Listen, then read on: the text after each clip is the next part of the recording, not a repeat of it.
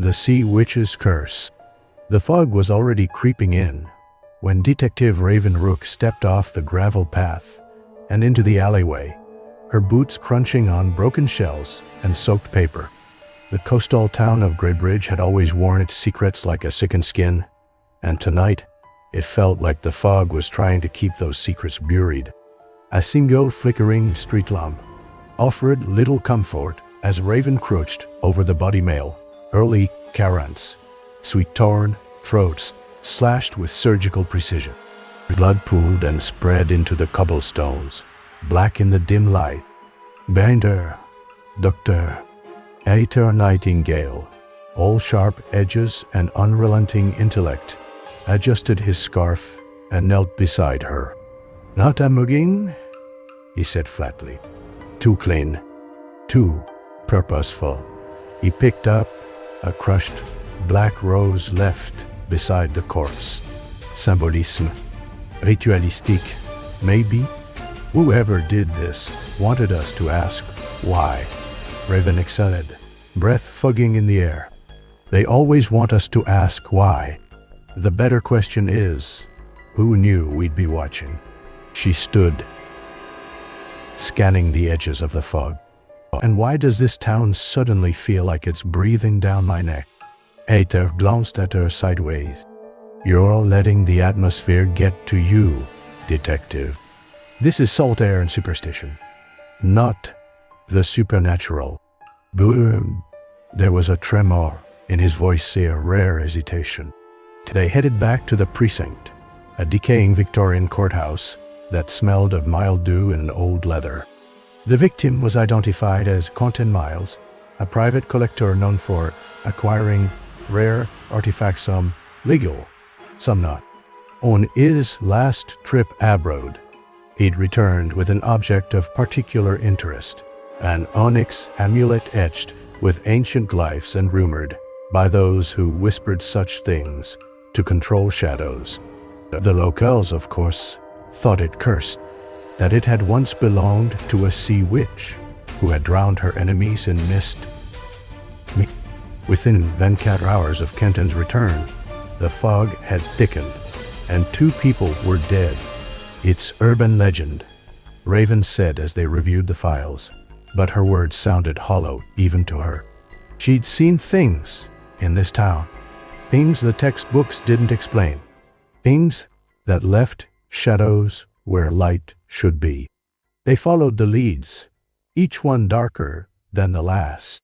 Our rival collector whose alibi cracked under pressure. A librarian with burn scars who had once tried to destroy the amulet. A grieving widow who claimed to hear whispers coming from her cellar. All of them lied.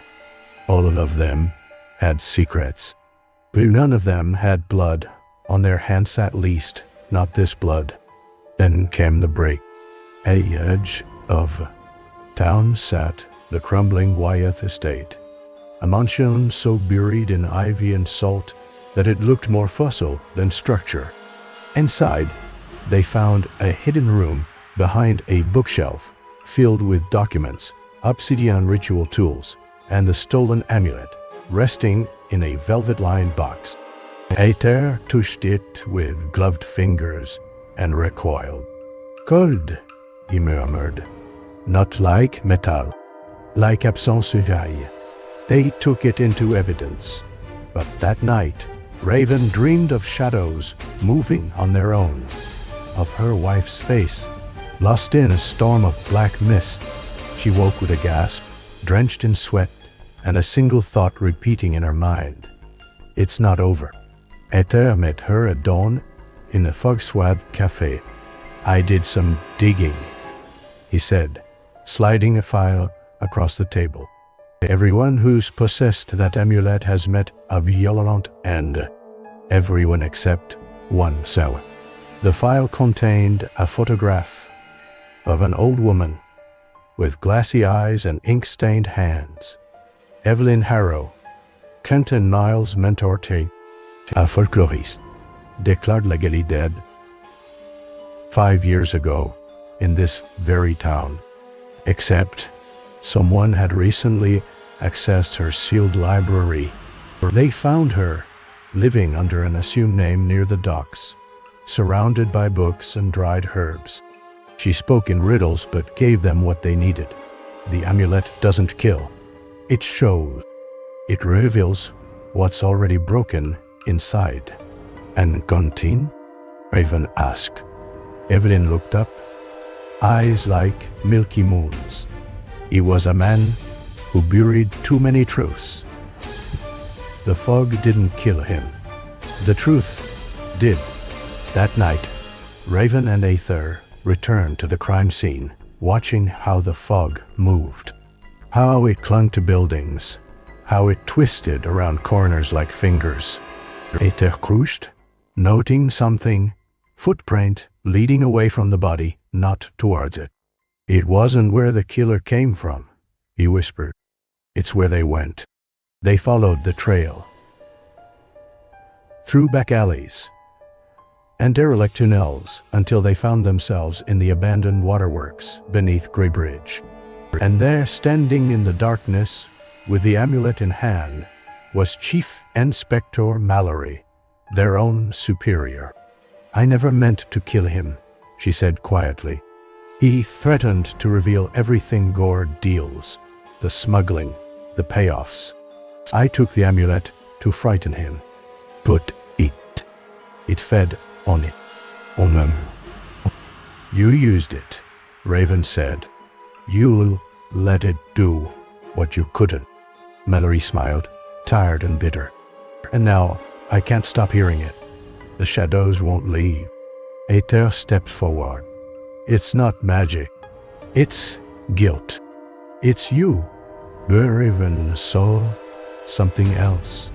The fog around Mallory was moving, curling inward, as if something had been waiting to claim her.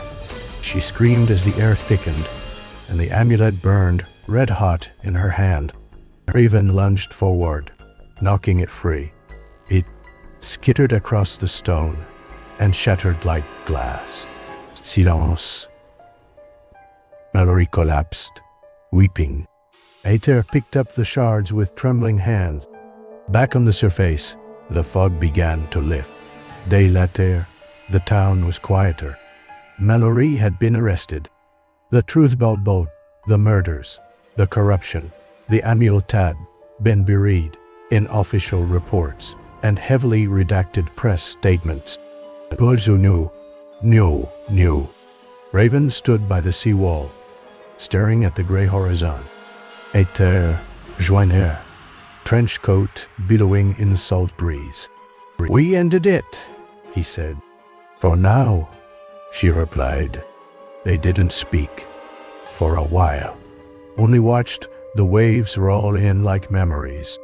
Finally, Aether said, you were right, you know.